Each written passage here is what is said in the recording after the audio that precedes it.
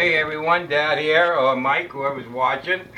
This is part one of a series of videos that we're doing to show the progress of our train track project. As everyone knows me, that does know me, they know that I've been on disability for a little bit over a year now. And I can tell you that John Lennon said it best in a song that sitting around watching the wheels go round and round, that's what it's like for me. Very boring. So last Christmas, Mom, Bonnie, had got me this, and it's a small little starter set for N-gauge train set. Well, I looked at it for a while, and I decided that if I put that together, then I get pretty bored pretty fast watching the thing go around in circles. So a plant was seeded, though, thanks to Bonnie in my head. And so I've been working in my brain for a while to do a complex track system. So that's what we're going to start showing you where we're at. We've been brainstorming. We found the room to put it in. So we're coming into the room now. This is the room we got. And this is what we've done so far.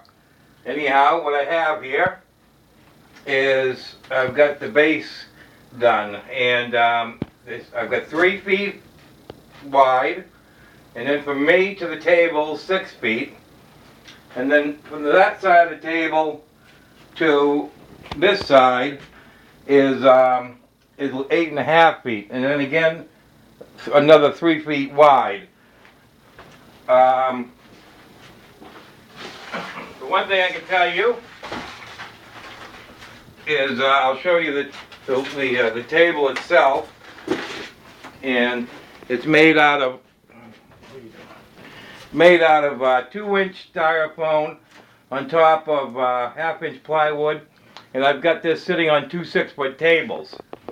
Now, son Bill had told me, good idea, I'm going to use it, because when I get this track all laid out, there'll be a lot of wiring to controllers. Oh, let me stop there. Controllers.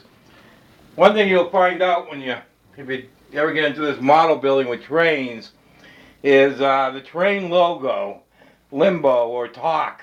You got to learn it, because if you go into the hobby shop and you start asking for things and you don't have the right language, they look at you like you got 2 heads. Anyhow, these box cars, I used to always call them, they're not really called box cars. They are, but they're called rolling stock in the train world.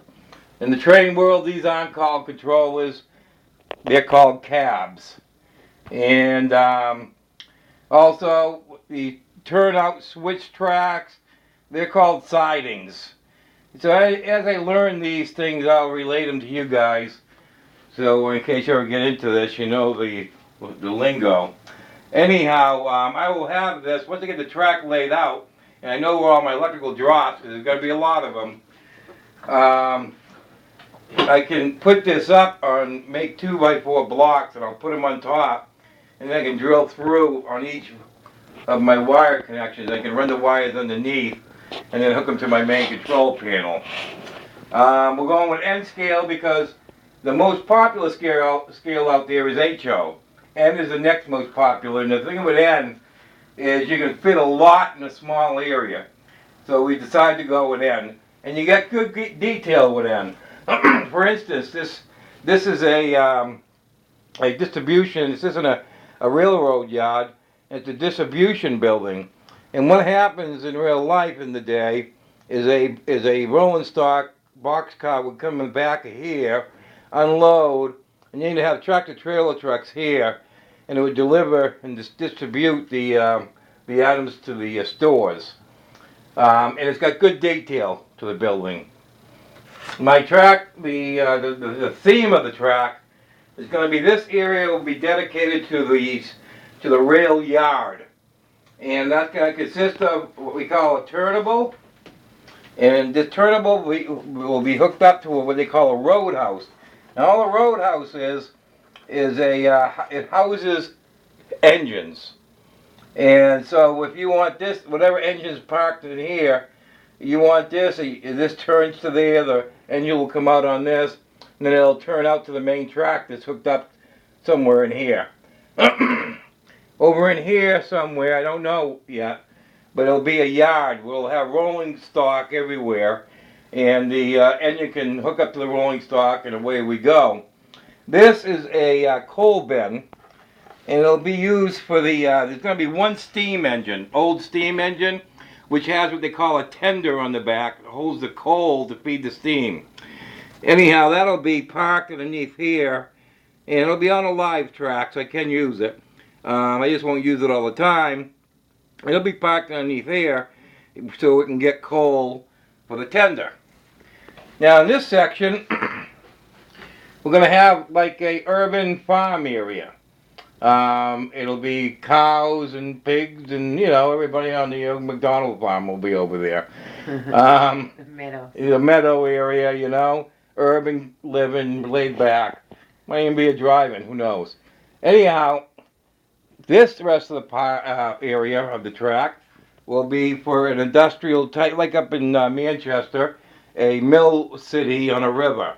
And like, you know, the train can go over to the farmland, pick up the cows. Peter might not like this, but pick up the cows and bring them over to the slaughterhouse at the mill yard. From the slaughterhouse, it can go to the distribution center and then get shipped out to your IGA. Anyhow, that's where we are. Mountain. Part one. There'll be a mountain back there too, by the way. Bonnie wanted to make sure everyone knew that. This is going to be the end of part one. Part two is we're going to a train show in Ocala. We know that this is going to be a high, you know, the stuff here isn't cheap. So we're going to go used, and we know we're on a Roman noodle budget. So we're going to go used. So we're going to go to this train show in Ocala, and there's supposed to be a lot of dealers there, and a lot of people sell the used type stuff. Part two, we'll show you what we got. So for now, signing off everyone, and we'll see you on part two. Stay tuned to YouTube.